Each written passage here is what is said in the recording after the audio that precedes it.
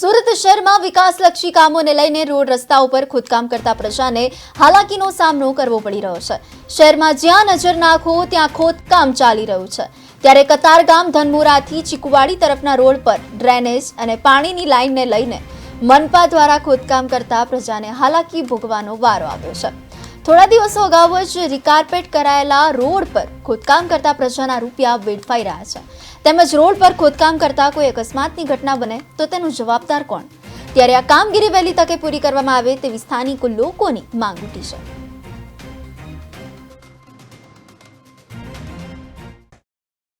શહેરમાં જ્યાં નજર ફેરવો ત્યાં વિકાસલક્ષી કામોને લઈને ખોદોત્સવ ચાલી રહ્યો છે। આડેધડ રોડ રસ્તા ખોદતા પ્રજા હાલાકી ભોગવી રહી છે। કતારગામ ધનમોરાથી ચીકુવાડી તરફના રસ્તા ઉપર આવેલી રંગદર્શન સોસાયટી પર આડેધડ રોડ રસ્તા ખોદકામ કરતા પ્રજા ત્રાહિમામ પોકારી ગઈ છે। છેલ્લા લાંબા સમયથી આ કામગીરી ગોકળ ગતિએ ચાલી રહી છે, ત્યારે પ્રજાએ હાલાકી ભોગવવાનો વારો આવી રહ્યો છે।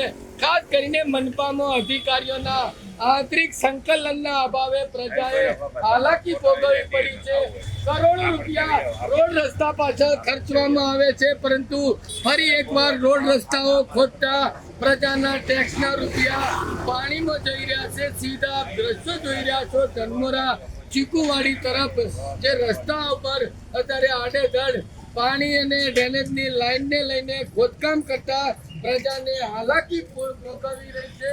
ખાસ કરીને સુરત મહાનગરપાલિકામાં 1.5 લાખ રૂપિયા પગાર મેળવતા કુશળ એન્જિનિયરો છે, પરંતુ આંતરિક સંકલનના અભાવે ક્યાંક પ્રજાએ હાલાકી ભોગવવી પડી રહી છે। સીધા આપ દ્રશ્યો જોઈ રહ્યા છો, શેરીમાંથી ક્યાંક ને ક્યાંક નાના બાળકો સ્કૂલે જતા હોય ત્યાં અકસ્માતની ઘટના બની શકે છે।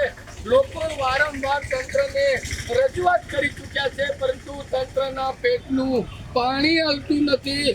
માંડ ગોકળ ગતિ આ કામગીરી શરૂ છે, ત્યારે આપણે સ્થાનિક લોકો સાથે વાત કરીએ। શું નામ આપણું? કનુભાઈ, કેટલા દિવસના કામ? આ 20-25 દિવસના કામ ચાલુ છે, હજી કોઈ કામ પૂરું કરતા નથી। અધિકારીઓને આપણે પૂછી તો કોઈ જવાબ દેતા નથી, અને અમારે અહીંયા બહુ તકલીફ પડે છે। સ્કૂલે જવામાં, છોકરાને મેકવા જવા, લેવા જવા, કોઈ બીમાર પડે તો વાહન હાલે એમ નથી અમારી સોસાયટીની ગલીમાં, તો અમારે બહુ તકલીફ પડે છે। તો તમે આનું કામ જેમ બને એમ જલ્દી વહેલું પૂરું કરો।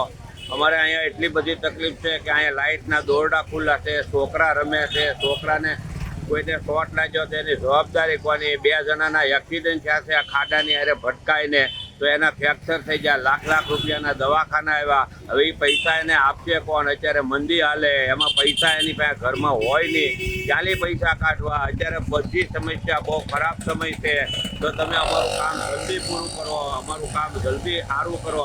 અમે ટેક્સ ભરીએ છીએ ટાઈમો ટાઈમ, અમારા ટેક્સ તમે લો છો, અમારા ટેક્સના પૈસે તમારે કામ કરવું। તમને પગાર આપે છે સરકાર, કેટલો પગાર આપે છે, તોય તમે કામ કેમ પૂરું કરતા નથી? તો અમારું જલ્દી વિનંતી છે તમને, તમે કામ જલ્દી પૂરું કરો। ત્યારે આપ જોઈ રહ્યા છો અત્યારે રોડ રસ્તા ઉપર જે ખોદકામ કરવામાં આવ્યું છે, સુરત મહાનગરપાલિકાના અધિકારીઓના આંતરિક જે સંકલનના અભાવે પ્રજાએ હાલ તો હાલાકી ભોગવવી પડી રહી છે।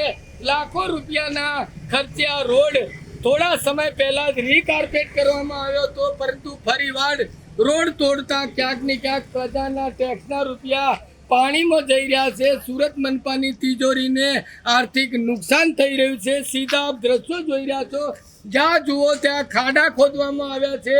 આ ખાડા ખોદતા ક્યાંક ને ક્યાંક નાના બાળકો કે મોટા વડીલો આ ખાડામાં પડતા અકસ્માતની ઘટના બની શકે છે, પરંતુ તંત્રના પેટનું પાણી હલતું નથી। સ્થાનિક લોકોની એક જ માંગ છે કે વહેલી તકે આ કામગીરી પૂર્ણ કરવામાં આવે। Network news, Baldev Desai, Surat.